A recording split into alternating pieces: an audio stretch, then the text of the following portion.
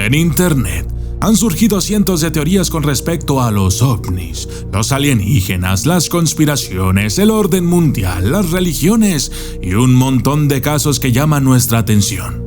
Ya sea por entretenimiento o por curiosidad, podemos darnos cuenta de que estas teorías muchas veces poseen cierto sustento histórico.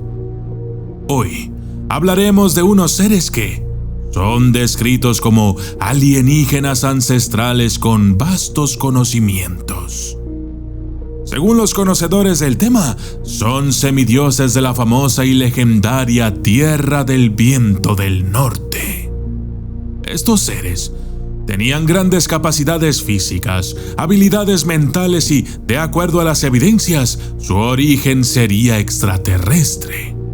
No obstante, sus descendientes podrían estar viviendo junto a los humanos ahora mismo, escondidos, de alguna forma, justo frente a nosotros. Y yo soy el documentalista, y esto es los hiperbóreos, una especie alienígena ancestral avanzada.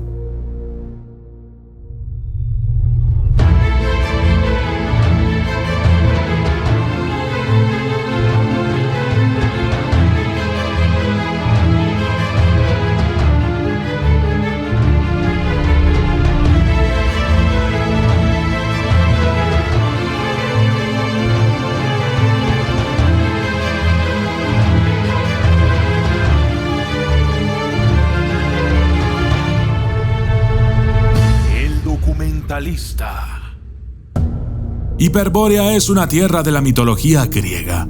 Era un reino asombroso con una primavera eterna donde el sol brillaba todo el día. Su pueblo era una raza de semidioses muy longevos y muy pacíficos. Su gobernante era el mismísimo dios Apolo. Los hiperbóreos en la mitología griega vivían en el extremo norte de Grecia, en una tierra llamada Hiperbórea, que significa más allá del viento del norte o Bóreas. Han sido vinculados por un número de escritores con los atlantes. Los investigadores han identificado esta tierra de Hiperbórea con Islandia, las Islas Británicas o el Mar del Norte. Como muchas referencias clásicas y comentaristas posteriores, no hay un consenso claro sobre la ubicación precisa. Hecateo de Abdera, historiador griego del siglo VI a.C., señaló que los hiperbóreos estaban ubicados en las tierras de los celtas en el océano, donde hay una isla no más pequeña que Sicilia. Basándose en mapas antiguos y en el trabajo de otros investigadores, se ha propuesto que Hiperbórea también era conocida como Atlant para los frisianos. Se sugiere además que esta tierra desapareció en el año 2194 a.C., como se señala en el controvertido libro de Oera Linda, y que las actuales Islas Feroe son sus restos. La emperatriz rusa Catalina II organizó una expedición para intentar encontrar la ciudad de Hiperbórea en las cercanías del Polo Norte, en un patético intento de descubrir el elixir de la juventud, supuestamente inventado por los hiperbóreos. Al parecer, quedó cautivada por las descripciones de los escritores clásicos que relataban que los hiperbóreos vivieron en total felicidad durante 1000 años. Algunas afirmaciones de origen nazi dicen que Hiperbórea ha sido el hogar ancestral de la raza maestra. Líneas de sangre RH negativo. Una población que contiene una frecuencia inusualmente alta del gen para el tipo de sangre RH negativo son los vascos del noreste de España. Los vascos tienen la mayor incidencia del gen entre todas las poblaciones del mundo. Los vascos también hablan de un idioma no indoeuropeo y tienen marcadores genéticos que son anteriores al surgimiento de la agricultura. Esto ha llevado a especular que la sangre RH negativo está relacionada con la ascendencia Cromañón, que se remonta al periodo paleolítico superior en Europa. Entre las teorías más exóticas está la idea de que el gen RH negativo representa una rama separada de la humanidad. De esta forma, se especula que quienes posean sangre RH negativa son descendientes de la raza hiperbórea y que deberían tener habilidades especiales. Además, según algunos escritos antiguos, se cree que los hiperbóreos son la raza humana original. Los seguidores de esta idea creen que esta raza era rubia y de ojos azules e incluía a la mayoría de los principales maestros espirituales de la historia, incluyendo a Jesús. Pero algunas otras personas no satisfechas con esta idea han creado otra teoría que dice que los que tienen sangre RH negativa son otra forma de humanidad que se originó en los extraterrestres, ya sea cruzándose con los humanos o creando humanos nuevos a través de la ingeniería genética. Hiperbórea era un fabuloso reino de la eterna primavera situado en el lejano norte más allá del hogar del viento del norte. Su gente era una raza bendita y longeva que no había sido tocada por la guerra y el trabajo duro y los estragos de la vejez y la enfermedad.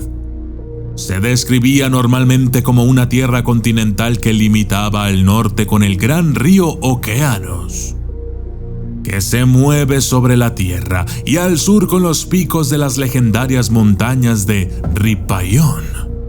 Su principal río era Eridanos, cuyas orillas estaban bordeadas por álamos que lloraban de color ámbar y sus aguas eran el hogar de bandadas de cisnes blancos. Bendecida con la eterna primavera, la tierra producía 2 cosechas de grano al año, pero la mayor parte del campo era salvaje y estaba cubierto de un hermoso bosque llamado el Jardín de Apolo. La frontera sur de Hiperbórea estaba custodiada por los picos amargamente fríos de las intransitables montañas de Riparión, hogar de Bóreas, el viento del norte, cuyo aliento frío trajo el invierno a las tierras del sur. Sus gélidos territorios estaban habitados por los grifos, guardianes del oro, y por la feroz tribu Arimaspoi, que tenían un solo ojo y cuidaban sus valles. Bajo las laderas del sur yacía Téforos, una tierra desolada y cubierta de nieve, maldita por el eterno invierno. Hiperbórea era una teocracia gobernada por 3 sacerdotes del dios Apolo. Estos gigantes reyes, conocidos como los Boreades, eran hijos de Bóreas. Su capital contenía un templo circular dedicado al dios donde se sacrificaban hecatomías, un centenar de cabezas de asnos en su honor. El pueblo también celebraba a su dios en un festival de música, canto y danza, a cuyos himnos se unía el dulce canto de los cisnes hiperbóreos en círculo. Otro conjunto de historias describe a los hiperbóreos como peregrinos fundadores de varios importantes santuarios griegos. Los Delians contaban una historia de cómo la diosa embarazada Leto llegó a la isla desde Hiperbórea acompañada de una manada de lobos donde dio a luz a Apolo con la ayuda de Eileitia, que fue convocada desde el reino del norte para adelantar el parto. Después de este evento, los hiperbóreos enviaron peregrinos a la isla, 5 hombres y varias sacerdotisas. Sin embargo, después de que varias de las doncellas fueran violadas o asesinadas, los hiperbóreos pusieron fin a la peregrinación y en su lugar entregaron sus ofrendas indirectamente a través de las tribus y pueblos vecinos. El siguiente gran santuario relacionado con los hiperbóreos era el oráculo de Apolo en Delfos. Se dice que el segundo de los primeros y míticos templos del santuario fue construido por los peregrinos hiperbóreos con cera de abejas y plumas. Cuando el ejército de los galos trató de tomar el templo en tiempos históricos, se dijo que los fantasmas de estos profetas aparecieron en el campo de batalla, derrotando a los invasores. Finalmente, aparecen en los mitos de la fundación de los Juegos Olímpicos. Se dice que cuando Heracles estableció el festival en honor a Zeus, hizo una peregrinación a Hiperbórea para obtener aceitunas salvajes sagradas para el santuario.